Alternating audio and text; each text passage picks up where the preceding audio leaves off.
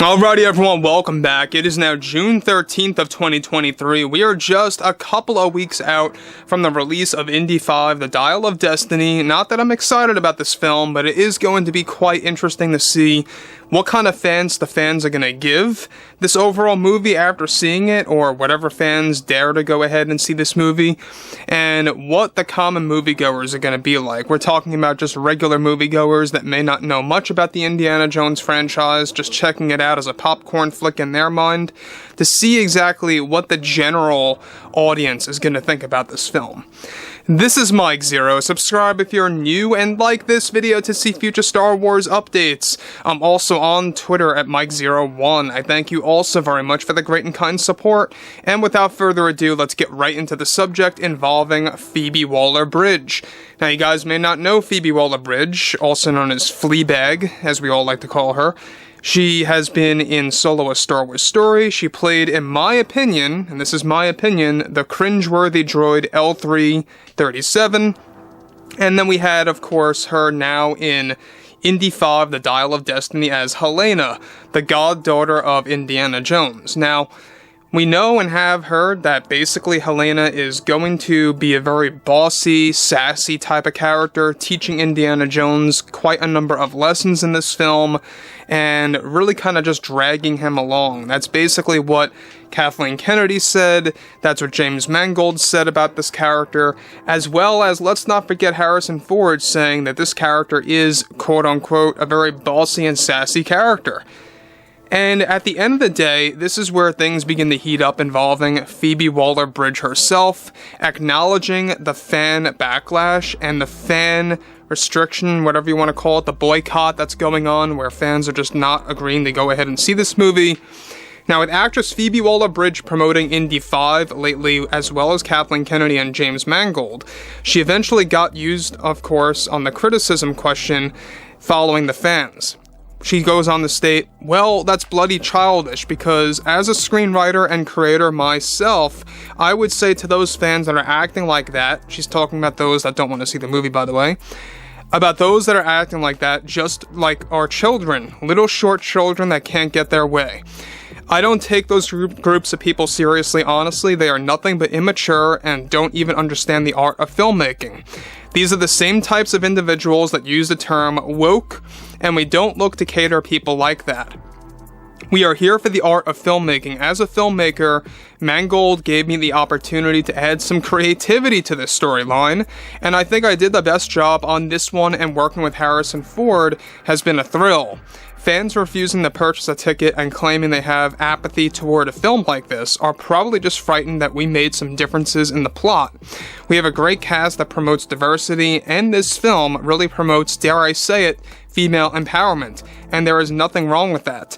Any fans who do have an issue with that are just so close-minded and live in their own bubble and have no clue of what's going on in the real world. Now let me just pause here for a second, guys. It's quite the opposite. The people that are more close-minded and live in their own bubble, for the most part, I'm not saying all, but a lot of them are the majority of Hollywood actors and actresses, producers, and any kind of people that are within that Hollywood sphere, really are the ones that live in a bubble. And they literally do. You know why? They either grow up very rich, very, very wealthy, to the point where they really hold no values, they really have no idea of how the real world works, where you have to actually challenge yourself in things, or they've grew up with a really, challenged childhood that they had to seek out fame. And that's why I think the Hollywood bubble is exactly what it is. It's full of individuals just like that, where they can't understand how the normal day-to-day person lives their day-and-day lives. So we have Phoebe Waller-Bridge here talking about this, saying the people that don't want to go ahead and see this movie are people that live in their own bubble and are too close-minded and act like children, are very immature, and use the term woke. And here we go again. This is another actress that really hates that word. But moving to the next thing here, this is where things begin to get really involving Phoebe Waller-Bridge. Let's continue. Now, Hollywood needs to start following the norm to follow this process without getting such heavy criticism. We expect this movie to perform very well, regardless of what the haters are throwing at us. This movie, Helena, is the true star, and I had such a blast playing her and becoming a part of this role to really evolve the Indiana Jones franchise.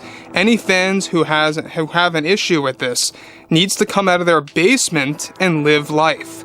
Mr. Mangold also feels the same way about these so-called fans, as well as Kathy. We all agree with each other, and it's comforting to be a part of a group of highly knowledgeable people who made a great film. Guys, let me just comment on something real fast here. Why is it that we always have people that use that way or that phrase to get out of your basement, basement this, basement that? Even James Mangold said that. When a fan confronted him on Twitter about Indy 5, he said it's time to get out of your basement. I mean, you know, when you really think about it, do they even know who they're talking to? Half the people that are going to go ahead and see this movie, or have been hearing at least about the movie, I should say, or have grew up with the franchise, let alone the 3 movies that really count as the true Indy trilogy, don't live in their basement. It's true. You know, they really don't know what they're talking about, and they throw all these nonsense phrases as insults to indie fans. And this is exactly why I feel like a lot of creators need to really kind of just not even cater to social media, not even acknowledge any kind of fan backlash, because they usually come out to sound very stupid. Let's be honest here. That always is the case. They usually sound very childish in their own way when they're saying that the fans are childish. Doing that is childish in its own sense. So, anyways, Indy 5 is not looking good. The press has been really bad. The marketing has been a disaster. And I'm not trying to be so doom and gloom with this movie, but it's almost inescapable. It really is just that. It's a very doom and gloom movie. It almost has no hope to it. It's a lost cause. And this is exactly why. To add more to the list, we have Phoebe Waller-Bridge, who contributed to the story. James Mangold allowed that to happen because she's a screenwriter and a filmmaker, a creator, whatever have you. And he gave her a shot to add some specific, sequences to the movie storyline-wise. So you're going to have scenes in this movie that are 100% done by Phoebe Waller-Bridge. And you know what? Fleabag seems very overconfident with this film. She's saying that it's going to make a lot of money regardless of this supposed quote-unquote backlash and how, they're not paying attention to fans like that. Guys, I can't say this and I can't stress this enough. You could always just vote with your wallet and show Disney and Lucasfilm the message about what you want to see and what you don't want to see. I think it really is all going to come down to the regular moviegoers that just go ahead and see this movie that don't really know what it is, and it's going to be quite concerning if Disney counts that as true fans going to go ahead and see this film. So anyways, I would really love to hear your take on everything about PWB, Fleabag, whatever you want to call her, and I would love to hear what you guys also have to say about Mangold allowing her to have some creative involvement in this.